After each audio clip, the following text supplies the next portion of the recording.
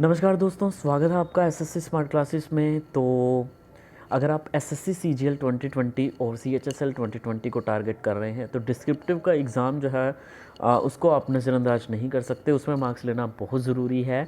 ऐसे में एग्ज़ाम में जो आपके अक्सर पूछे जाते हैं वो जनरलाइज टॉपिक पूछे जाते हैं। Generalize topic in the sense जैसे आपका एयर पोल्यूशन हो गया, वाटर पोल्यूशन हो गया, तो इस तरह के जो भी टॉपिक है। और साथ में जो स्कीम से रिलेटेड चीज़ें हैं, जैसे एक बार आपसे पूछा गया था 2016 का जो टॉपिक था वो था बेटी पढ़ाओ बेटी बचाओ वाला जो टॉपिक था वो आपसे पूछा गया था। तो इस तरीके के जो जनरलाइज टॉपिक हैं जैसे old age and social security, like इस तरीके के जो टॉपिक हैं, अर्थक्वेक हो गया, तो वो एग्ज़ाम में जो है वो पूछे जाते हैं। तो ऐसे में ये सारे टॉपिक जो हैं वो मैं ऑलरेडी इस पीडीएफ में करवा चुका हूँ और एग्ज़ाम तक ये जितने भी टॉपिक और अपडेट होंगे मैं सारे आपको अपडेट करवा दूँगा। आप भी अगर कोई दिमाग में लगता है कि इस तरीके का टॉपिक है तो प्लीज़ ज़रूर बताइएगा।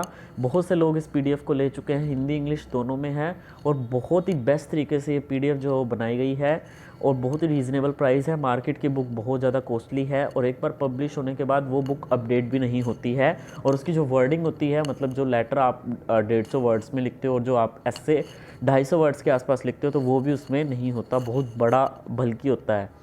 तो आज का जो हमारा टॉपिक है the problem of brain drain, बहुत ज़्यादा इंपॉर्टेंट टॉपिक है and date can be asked in your examination. बहुत प्रोबेबिलिटी है इसको एग्ज़ाम में आने की।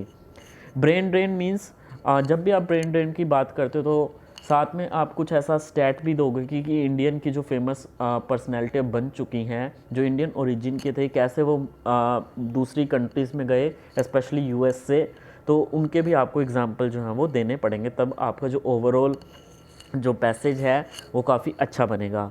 तो देखिए, brain drain means fleeing of talents specially in the field of science and technology from their native land to the other countries. बहुत easy सी लाइन है कि अपनी कंट्री से जब कोई टैलेंट दूसरी कंट्री में जाता है, specially in the science of technology, क्योंकि बाकी अगर लोग जॉब करने जा रहे हैं तो कहीं ना कहीं वो कंट्रीब्यूट नहीं करें। मेन जो है वो टेक्नोलॉजी की ही बात हो रही है, क्योंकि टेक्नोलॉजी से ही जो एक डेवलपमेंट है, एक नई रिवोल्यूशन है जो वो आ सकती है और एक नई डेवलपमेंट को जगह मिलेगी टेक्नोलॉजी से ही।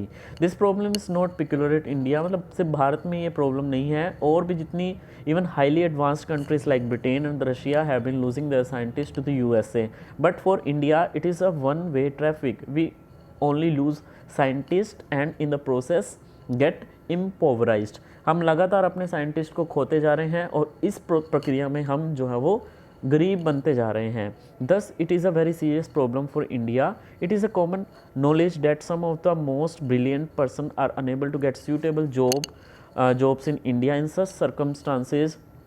मतलब बहुत ही ज़्यादा जो ब्रिलियंट लोग हैं उनको भी भारत में जॉब्स नहीं मिलती हैं, तो ऐसी सिचुएशन में, ऐसी सर्कमस्टांसेस में वो दूसरी कंट्रीज़ में माइग्रेट कर जाते हैं in search of better prospect और material comfort. It is possible that the amount of salary may not be very important for these intellectuals. मतलब इन इंटेलेक्चुअल्स के लिए, इंटेलेक्चुअल जो काफ़ी इंटेलिजेंट होते हैं स्पेशली दिमाग से, मतलब इसमें टेक्नोलॉजी में, तो उनके लिए सैलरी कई बार इतनी इंपॉर्टेंट इशू नहीं होता। वो छोटी सैलरी पर भी, लोअर पे भी समझौता कर लेते हैं। They may reconcile to a lower pay and other hardships if their capability is recognised, their work is appreciated and if better chances of research in their field of specialization are provided to them। अगर ये सब चीज़ें उनको मिलें तो वो कम salary में भी समझौता करने को तैयार हो जाते हैं, ऐसी पॉसिबिलिटी है। Thus a better equipped laboratory or a library can help to a large extent in solving the problem of brain drain, because these brains requires continuous nourishment, replenishment and advancement। तो उसके लिए laboratories चाहिए ताकि वहाँ पे research work जो होता है, आज भी इंडिया में देख लीजिए, जो रिसर्च वर्क करने, जो स्पेशली एडवांस तरीके से रिसर्च करनी है, तो उसके लिए लोग बाहर ही जाते हैं, आगे पोस्ट डॉक करने चले जाते हैं बाहर में। The brain drain has an adverse effect on the Indian economy. Their service can be utilised for the development of the country, but sometimes in a developing country their talent can not be put to a proper use due to one reason or other. लेकिन developing country में क्या होता है, their talent can not be put to a proper use. कई reason हो सकते हैं कि उनका टैलेंट जो है वो प्रॉपर यूज़ में नहीं आता। और एक लाइन मैंने आपको बोली थी कि इंडिया में ये एक वन वे ट्रैफिक है। वन वे ट्रैफिक का मतलब कि हम सिर्फ साइंटिस्ट को लूज़ कर रहे हैं, मतलब जो टैलेंट हमारी कंट्री से जा रहा है, जबकि दूसरी कंट्री के जो लोग हैं जो स्पेशली स्किल्ड हैं वो भारत में नहीं आ रहे। इसकी सबसे बड़ी वजह ये हो सकती है कि भारत में देखिए आप, जो बड़ी बड़ी कंपनीज़ हैं उन्होंने उनके जो टॉप मोस्ट जो पोजीशंस होती हैं, लाइक चीफ एग्जीक्यूटिव ऑफिसर की जो पोस्ट होती हैं, सीईओ होते हैं, वो निपोटिज्म के कारण, मतलब उनके फैमिली के लोग ही होते हैं, चाहे वो अपनी फील्ड में एक्सपर्ट हो या ना हो, लेकिन उस फैमिली से जुड़े होने के कारण वो सीए उनको बनाते हैं। बहुत ही रेयर चांस होगा कि कोई बाहर का व्यक्ति, कोई विदेशी, कोई फॉरेनर इंडिया में किसी कंपनी में भारत की एक बड़ी पोजीशन पे बैठा हो। लेकिन भारत में जो बहुत से ऐसे लोग हैं, इंटेलेक्चुअल्स हैं, जिन्होंने अपनी पढ़ाई जो है वो मतलब यहाँ से करके फिर वो बाहर चले गए, स्पेशली अमेरिका, और वहाँ पे जाके आज बड़ी बड़ी पोजीशंस पे आज सीईओ बने बैठे हैं। जैसे ट्विटर का मैं आपको एग्जांपल दूँ, और भी तेरे एग्जांपल हैं, सुंदर पिचाई का आप एग्जांपल ले लीजिए, जो कि अल्फ़ाबेट इंक्लूसिव और गूगल के जो हैं वो सीईओ हैं। तो आगे देखिए, उसके बाद देखिए, it is difficult for such a country to provide sufficient funds for research work, therefore it becomes, आज भी पीएचडी वालों को कितना ही पैसा जो है वो रिसर्च के लिए दिया जाता है।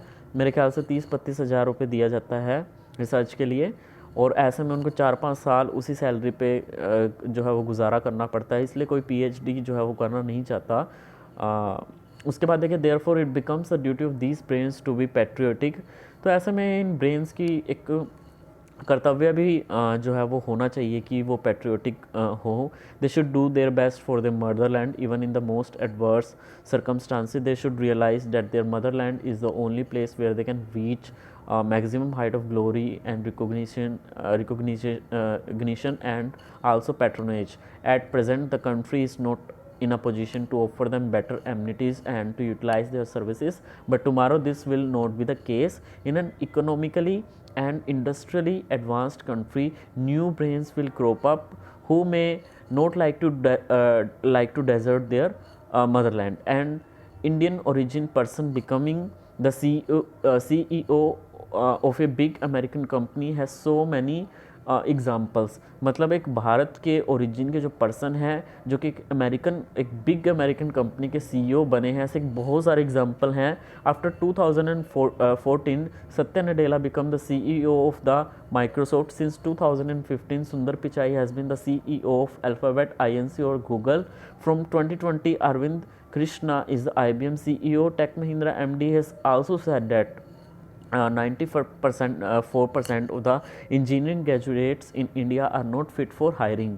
मतलब ये कितनी बड़ी बात है कि भारत में जितने भी इंजीनियर्स जो निकलते हैं कॉलेज से, भले वो मतलब जितने भी कॉलेज निकलते सारे मिला कर के इंजीनियरिंग के, उसमें 94% जो इंजीनियरिंग ग्रेजुएट हैं वो हायरिंग के लिए फ़िट नहीं है। जो बड़े बड़े इंस्टीट्यूट हैं, IITs हो गए, ठीक है, और NITs हो गए, और भी एक दो रेपुटेड इंस्टीट्यूट्स हैं, वही बच्चे जो हैं वो आगे हायरिंग ले जाते हैं, अच्छी प्लेसमेंट्स ले जाते हैं। Also the education system in India does not make a job ready professional. और एजुकेशन सिस्टम हमारा इंडिया का इस तरीके का है कि वो एक जॉब रेडी प्रोफेशनल बंदे को नहीं बनाता कि वो जॉब के लिए तैयार हो, हायरिंग के लिए फ़िट नहीं होता। So that's why they are moving to other countries like USA, Germany.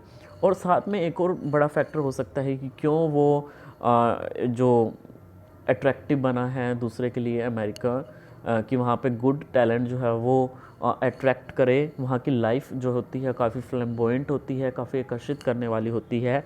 Reasons क्या हैं? एक तो इन कंट्रीज़ में कोई कास्टिज़म नहीं है, कम्युनलिज़म नहीं है, रीजनलिज़म नहीं है। ऐसे कई एग्जांपल हमने रेसिज्म के भी वहाँ पे देखे होंगे कि कोई इंडियन ओरिजिन का बंदा है और उसको जो है वो रेसिज्म के कारण उसको जो है वो उसको मार दिया गया हो, लेकिन बहुत ही रेयर केस हैं। लेकिन भारत में ऐसे केस भर भर के भरे हुए हैं। बहुत ज़्यादा कास्टिज़म है, कम्युनलिज़म है और रीजनलिज़म है। A major reason why America could become a super power is that America attracts good talent from other countries.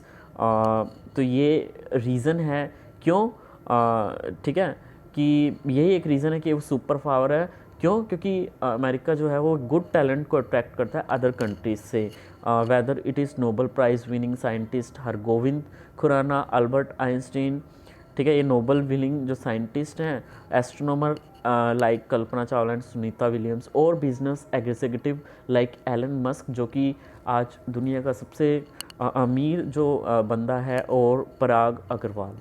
सो ये ऐसे है, बहुत ही बेस्ट तरीके से ये ऐसे लिखा गया है, इससे अच्छा आपको शायद ही किसी प्लेटफॉर्म पे मिले। बहुत ही मैं अच्छे तरीके से इन चीज़ों को जो है वो तैयार करता हूँ आप लोगों के लिए। इसको मैं हिंदी में भी बताऊँगा। अगर आपको एक पीडीएफ चाहिए, बहुत ही रीज़नेबल प्राइस में है, डिस्क्रिप्शन चेक कर लीजिएगा, गूगल पे कर सकते हैं, I will mail you directly. तब तक के लिए धन्यवाद।